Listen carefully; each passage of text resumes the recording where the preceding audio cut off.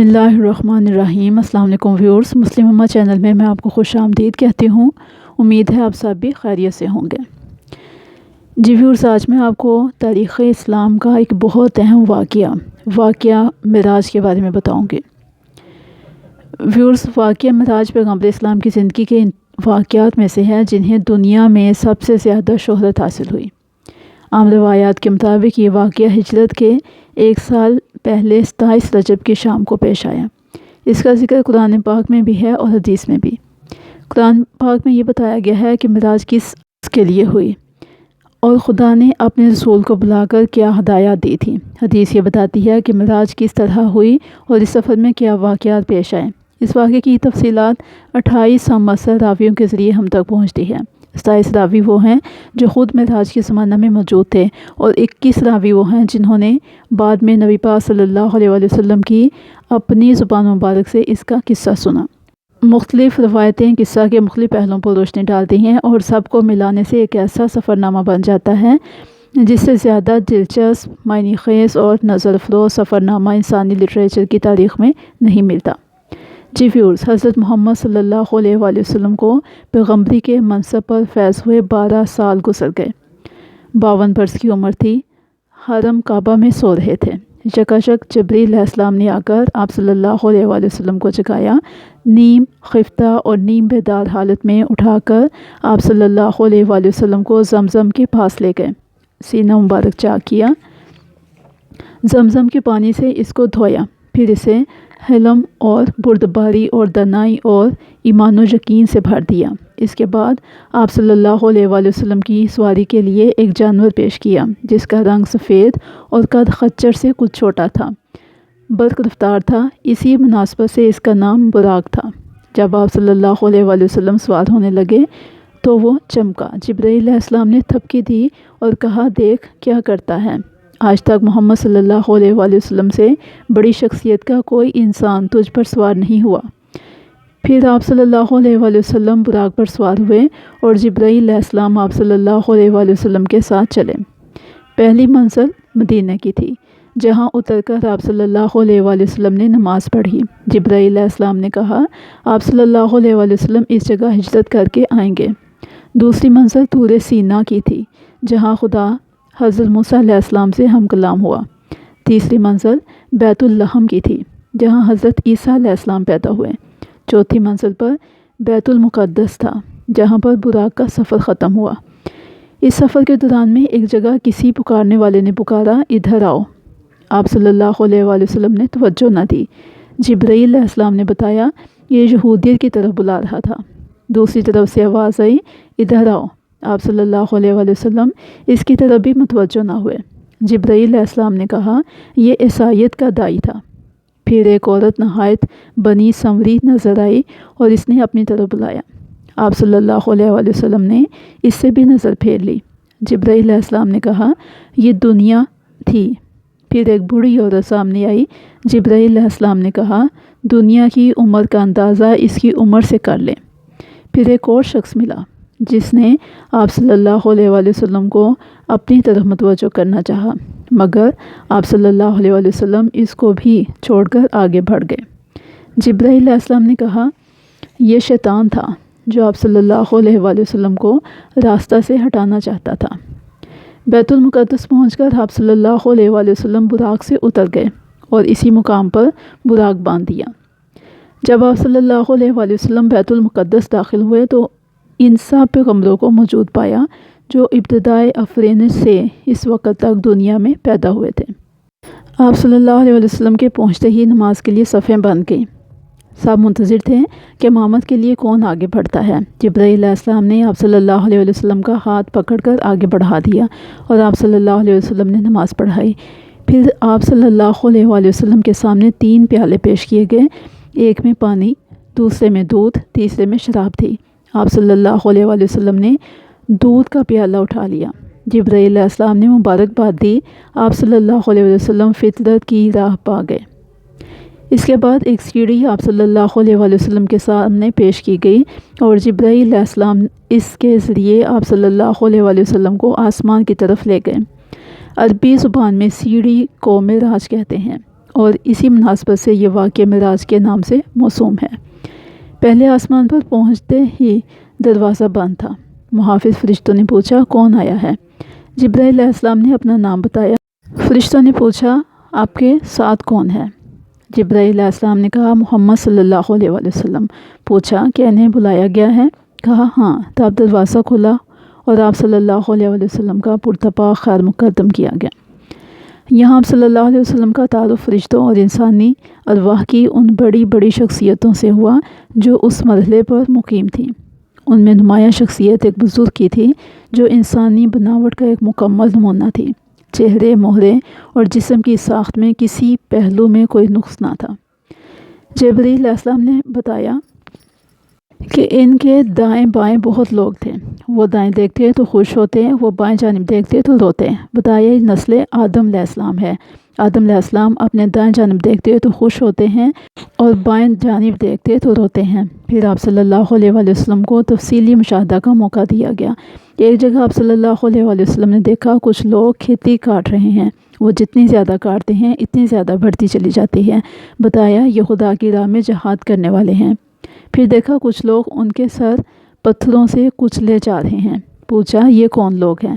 کہا گیا یہ لوگ وہ ہیں جن کی سرگرانی ان کو نماز کے لیے اٹھنے نہیں دیتی تھی۔ کچھ اور لوگ دیکھے جن کے کپڑوں میں آگے اور پیچھے پیوند لگے ہوئے تھے اور وہ جانوروں کی طرح گھاس چر رہے تھے۔ پوچھا یہ لوگ کون ہیں؟ بتایا گیا یہ وہ لوگ ہیں جو زکوٰۃ نہ دیتے تھے۔ پھر ایک شخص لکڑیوں کو جمع کر کے اٹھانے کی کوشش کر رہا تھا۔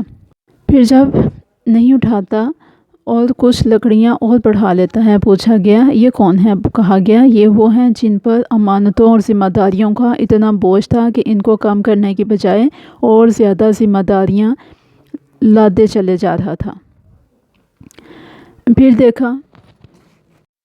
پھر دیکھا کہ کچھ لوگوں کے ہونٹ اور زبانیں کتلے چلے جا رہے ہیں۔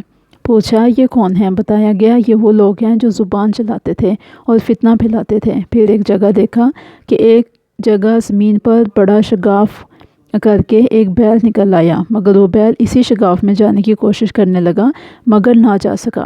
پوچھا یہ کیسا معاملہ ہے؟ کہا گیا کہ یہ اس شخص کی مثال ہے جو غیر ذمہ داری کے ساتھ ایک فتنہ انگیز بات کر جاتا ہے، پھر نادم ہو کر اس کی تلافی کرنا چاہتا ہے مگر نہیں کر سکتا۔ ایک اور مقام پر کچھ لوگ تھے جو اپنا گوشت کاٹ کاٹ کر کھا رہے تھے۔ آپ صلی اللہ علیہ وسلم کے پوچھنے پر بتایا گیا کہ یہ لوگ دوسروں پر زبان درازی کرتے تھے۔ انہی کے قریب کچھ اور لوگ تھے جن کے ناخن تانبے کے تھے اور وہ اپنے منہ اور سینے نوچ رہے تھے۔ پوچھا کہ یہ کون لوگ ہیں؟ کہا گیا یہ وہ لوگ ہیں جو لوگوں کی پیٹھ پیچھے ان کی برائیاں کرتے اور ان کی عزت پر حملہ کیا کرتے تھے۔ پھر کچھ اور لوگ دیکھے جن کے ہونٹ اونٹوں کے مشابہ تھے اور وہ آگ کھا رہے تھے۔ پوچھا گیا یہ کون لوگ ہیں؟ تو بتایا گیا کہ یتیموں کا مال ہضم کرتے تھے۔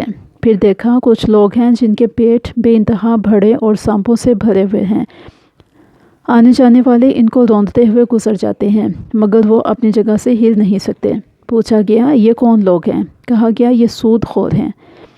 پھر کچھ اور لوگ نظر آئے جن کے ایک جانب نفیس گوشت رکھا تھا اور دوسری جانب سڑا ہوا گوشت جس سے سخت بدبو آ رہی تھی، اور اچھا گوشت کھانے کے بجائے سڑا ہوا گوشت کھا رہے تھے۔ پوچھا کہ یہ کون ہیں؟ تو حضرت جبرائیل علیہ السلام نے بتایا کہ وہ مرد اور عورتیں ہیں جنہوں نے حلال مرد اور عورتوں کے سوا حرام اور اپنی خواہش نفس پوری کی۔ پھر دیکھا کہ کچھ عورتیں اپنی چھاتی کے بل لٹک رہی ہیں۔ پوچھا کہ یہ کون ہیں؟ بتایا گیا کہ یہ وہ عورتیں ہیں جنہوں نے اپنے شوہروں کے سر وہ بچے مر دیے جو ان کے نہ تھے۔ انہی کے مشاہدات کے سلسلے میں نبی کریم صلی اللہ علیہ وسلم کی ملاقات ایک ایسے فرشتے سے ہوئی جو نہایت ترش روی سے ملا۔ آپ صلی اللہ علیہ وسلم نے حضرت جبرائیل علیہ السلام سے پوچھا کہ اب تک جتنے فرشتے ملے ہیں وہ خندہ پیشانی سے ملے ہیں، مگر ان حضرت کی خشک مزاجی کا کیا سبب ہے؟ حضرت جبرائیل علیہ السلام نے کہا ان کے پاس ہنسی کا کیا کام، یہ تو دوزخ کے دروغہ ہیں۔ یہ سن کر آپ صلی اللہ علیہ وسلم نے دوزخ دیکھنے کی خواہش ظاہر کی۔ جس پر دوزخ اپنی تمام ہولناکیوں کے ساتھ نمودار ہو گئی۔ اس مرحلے سے گزرنے کے بعد آپ صلی اللہ علیہ وسلم دوسرے آسمان پر پہنچے۔ یہاں کے اکابر میں 2 نوجوان سب سے ممتاز تھے۔ تعارف پر معلوم ہوا کہ یہ یحییٰ علیہ السلام اور حضرت عیسیٰ علیہ السلام ہیں۔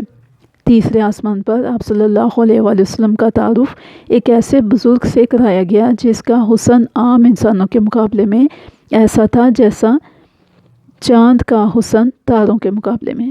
معلوم ہوا کہ یہ حضرت یوسف علیہ السلام ہیں۔ چوتھے آسمان پر حضرت ادریس علیہ السلام، 5ویں آسمان پر حضرت ہارون علیہ السلام، 6ٹھے آسمان پر حضرت موسیٰ علیہ السلام آپ صلی اللہ علیہ وسلم سے ملے۔ 7ویں آسمان پر آپ صلی اللہ علیہ وسلم پہنچے تو ایک عظیم الشان محل بیت المعمور دیکھا جہاں بے شمار فرشتے آتے جاتے تھے۔ اس کے بعد آپ صلی اللہ علیہ وسلم کی ملاقات ایک ایسے بزرگ سے ہوئی جو آپ صلی اللہ علیہ وسلم سے بہت مشابہ تھے۔ معلوم ہوا حضرت ابراہیم علیہ السلام تھے۔ پھر مزید ارتقاء شروع ہوا یہاں تک کہ آپ صلی اللہ علیہ وسلم سدرۃ المنتہا پہنچ گئے جو پیشگاہ رب العزت اور عالم خلق کے درمیان حد فاصل کی حیثیت رکھتا ہے۔ نیچے سے جانے والے یہاں رک جاتے ہیں اور اوپر سے احکام اور قوانین براہ راست یہاں آتے ہیں۔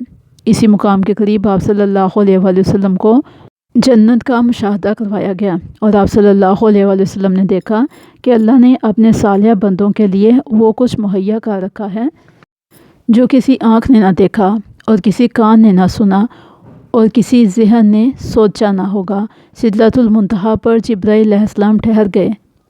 آپ صلی اللہ علیہ وسلم تنہا آگے بڑھے، ایک بلند ہموار سطح پر پہنچے تو بارگاہ جلال سامنے تھی۔ ہم کلامی کا شرف بخشا گیا۔ جو باتیں ارشاد ہوئیں ان میں سے چند یہ ہیں۔ نمبر 1، ہر روز 50 نمازیں فرض کی گئی تھیں۔ نمبر 2، سورۃ البقرہ کی آخری 2 آیتوں کی تعلیم دی گئی۔ نمبر 3، شرک کے سوا دوسرے گناہوں کی بخشش کا امکان ظاہر کیا گیا۔ ارشاد ہوا کہ جو شخص نیکی کا ارادہ کرتا ہے اس کے حق میں ایک نیکی لکھ دی جاتی ہے اور جب اس پر عمل کرتا ہے تو 10 نیکیاں لکھ دی جاتی ہیں، مگر جو برے کام کا ارادہ کرتا ہے اس کے خلاف کچھ نہیں لکھا جاتا جب تک وہ اس پر عمل نہیں کرتا، ایک ہی برائی لکھی جاتی ہے۔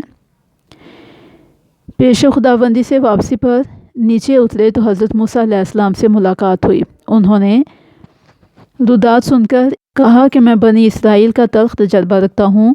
میرا اندازہ ہے کہ آپ صلی اللہ علیہ وسلم کی امت 50 نمازوں کی پابندی نہیں کر سکتی، جائیے اور کمی کے لیے عرض کیجیے۔ آپ صلی اللہ علیہ وسلم گئے اور اللہ تعالیٰ نے 10 نمازیں کم کر دیں۔